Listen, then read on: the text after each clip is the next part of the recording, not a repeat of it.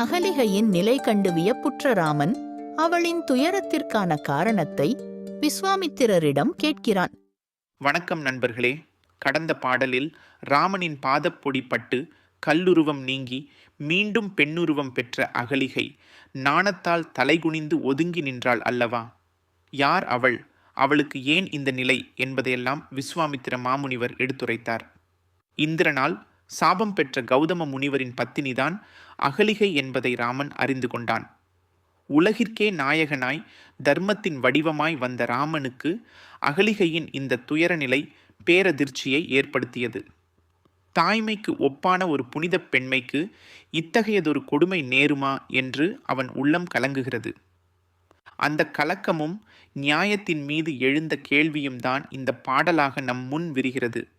பொன்னையர் சடையான் கூறக் கேட்டலும் பூமி கேள்வன் என்னையே என்னையே இவ்வுலகு இயல் இருந்த வண்ணம் முன்னை உள் வினையினாலோ நடுவொன்று முடிந்தது உண்டோ அன்னையே அனையாட்கு இவ்வாறு அடுத்தவாறு அருளுக என்றான். அன்பு நிறைந்த உள்ளங்களே, பொன்மயமாக பொலியும் சடைமுடி தரித்த அந்த பெருந்தவ முனிவர் விஸ்வாமித்திரர் அகலிகையின் வரலாற்றை, அவளின் பெயரை, அவள் கௌதம முனிவரின் பத்தினி என்பதை எடுத்துரைத்தார் அல்லவா?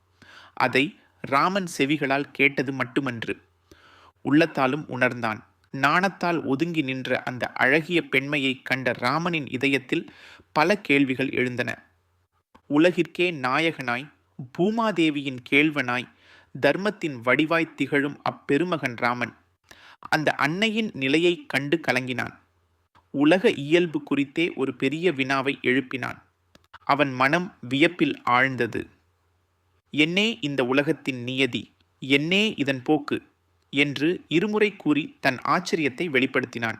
ஒரு பெண்ணிற்கு, அதிலும் தாய்மைக்கு ஒப்பான அப்புனித பெண்மைக்கு இப்படி ஒரு கொடிய சாபமா? இந்த உலகத்தின் இயற்கை இப்படி ஒரு கொடுமையை செய்யுமா என்று மனம் கலங்கினான். இன்னும் அவன் உள்ளம் அந்த புதிரை அவிழ்க்கத் துடித்தது. இந்த அன்னையர் திலகத்திற்கு இப்படி ஒரு துயரம் ஏற்பட்டது.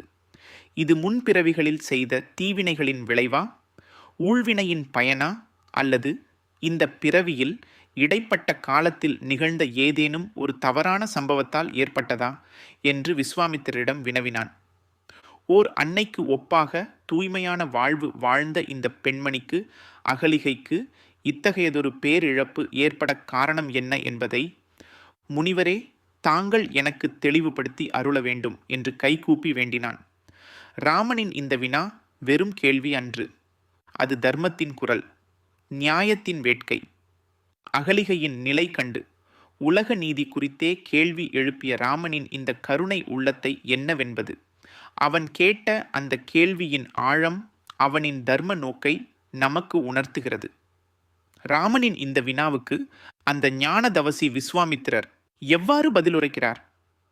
அகலிகையின் துயர் நிறைந்த வரலாறு என்ன என்பதை அடுத்த பாடலில் கம்பர் அழகாக காட்சிப்படுத்துகிறார்.